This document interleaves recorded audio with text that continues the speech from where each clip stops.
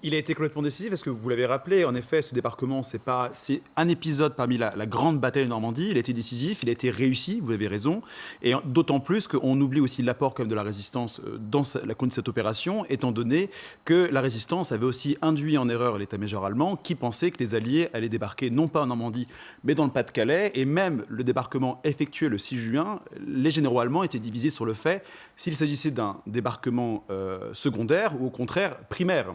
Et en l'occurrence, l'état-major allemand, perdu face à cela, n'a pas su non plus mobiliser les forces contre les Alliés. Donc ça a été bien joué du côté allié, mais également par l'apport et cette confusion au sein de l'état-major allemand. Oui.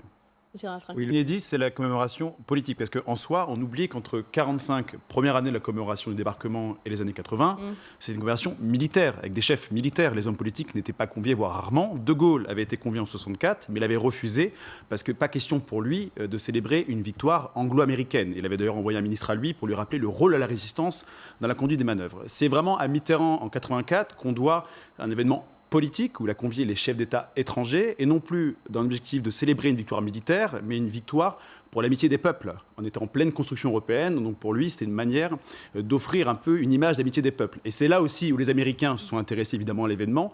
En contexte de guerre froide, c'était important pour eux de montrer que ce front avait été décisif par rapport au front de l'Est. Ouais, alors on va voir justement Pour revenir sur le rôle et sur l'histoire de cet événement, on en parlait tout à l'heure, c'est très intéressant, sur l'implication des Américains dans la conduite évidemment de l'effondrement de l'ennemi allemand. Mais il y a un sondage qui est très intéressant qui a été fait par l'IFOP en 1945.